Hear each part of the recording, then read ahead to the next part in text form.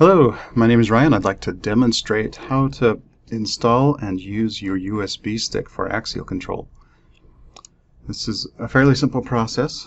What we would first do, go ahead and plug that into your computer. And then we probably need to install the drivers for that, because systems don't always recognize it right away. Now if you already have axialcontrol.com installed, you're set. If you don't have it installed, please take a minute to go do that. You go to axialcontrol.com, register for account, and then download the software. Once it's downloaded, click it to install it on your system.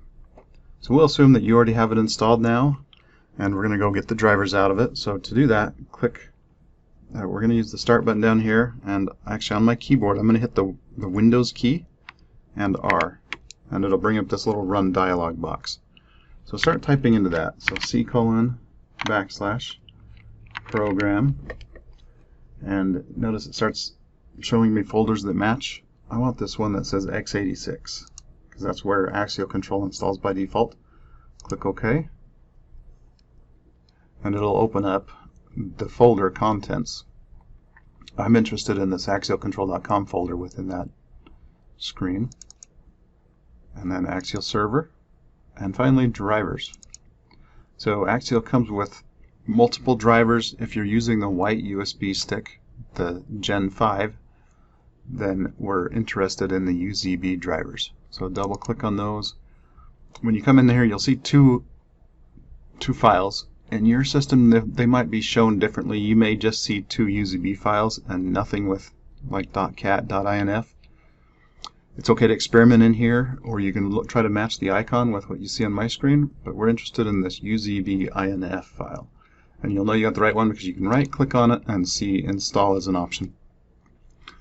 Now in some systems, if for example Windows 11 hides install, there's actually another option at the bottom here that says show additional or show more, something to that effect.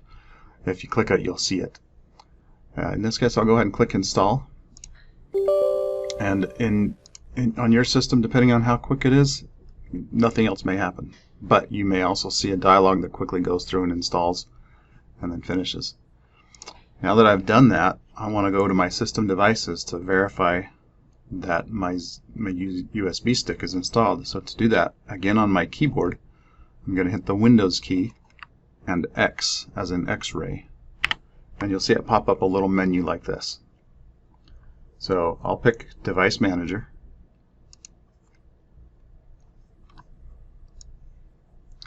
and inside Device Manager you're looking for a section called Ports, COM, and LPT.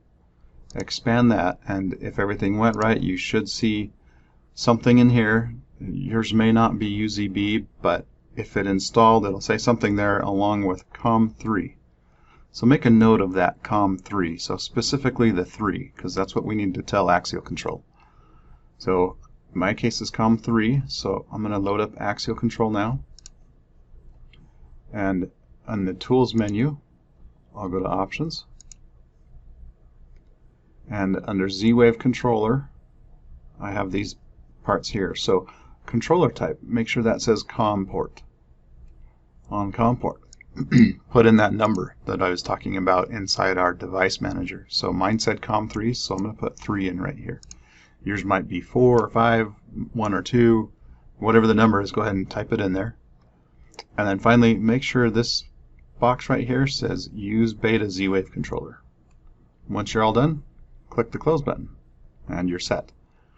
So what you should do after maybe a minute after you've hit that close button, you should see a couple of things happen. Down at the bottom here, it should say Z-Wave Controller Online. That's the lower left-hand part of your screen in Axial Control, Axial Server. And you should see a USB stick device pop up on your screen. So if you see that, you're all set. If you don't see those, go ahead and go back and see which steps you may have missed. Thank you.